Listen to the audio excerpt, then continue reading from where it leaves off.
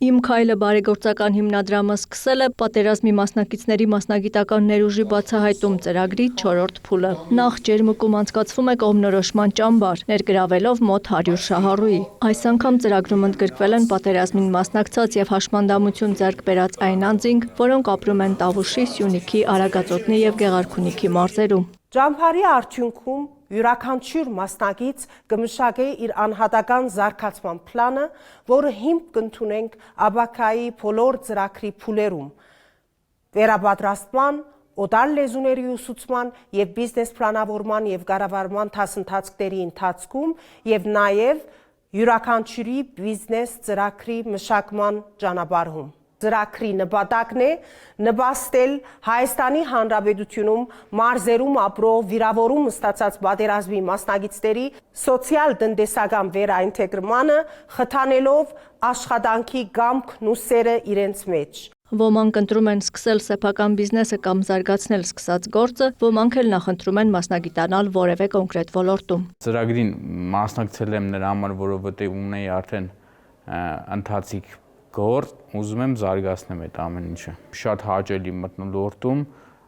սովորում ենք տարբեր բաներ, հիմնականում անձի գնահատման եւ բիզնեսների ծրագրավորման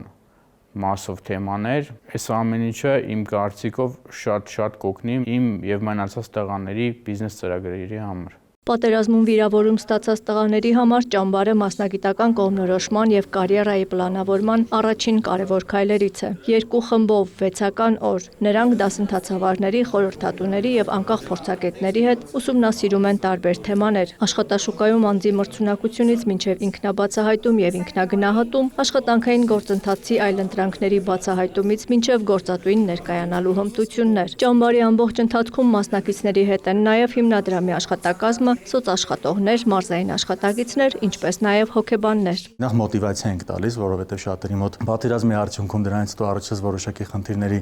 արդյունքում կան խնդիրներ,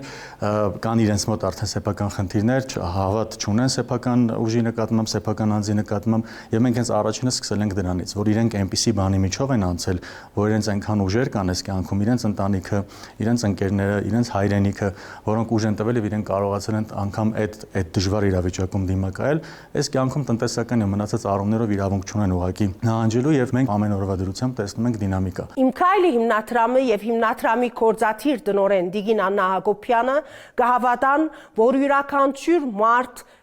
կգնա ունենալ երազանք եւ կհասնի հաջողության, եթե ճիշտ ժամանակին իր առաջին քայլերը կատարած ադեն ստանա պետք եղած գիտելիքը, հմտությունը եւ աջակցությունը։ Իմ քայլի հիմնադրամը պատրաստ է աջակցել բոլոր շահառուներին, որ ունեն երազանք եւ կհավատան, որ ինքնազարգացման հիմնակարը գրթությունն է։ Պատերազմի մասնակիցներին հիմնադրամն ավելի շատ է պարտական, որովհետև նրանք ոչինչ չեն խնայել հանուն մեզ Հայաստանի ու խաղաղության, հավելում է Թալին Թոփալաքյանը։ Պատերազմի մասնակիցների մասնագիտական ներուժի բացահայտում ծրագրի նախորդ փուլերին մասնակցել է 200 շահառու, 6 այլ մարզերից։ Նրանց մի մասն արդեն ունի գործող բիզնես, իսկ մյուս մասը մասնագիտացել է իր նախընտրած ոլորտում։ 4-րդ փուլի դասընթացների մասնակիցները հանդիպել են նաև նախորդ փուլերի շահառուների հետ։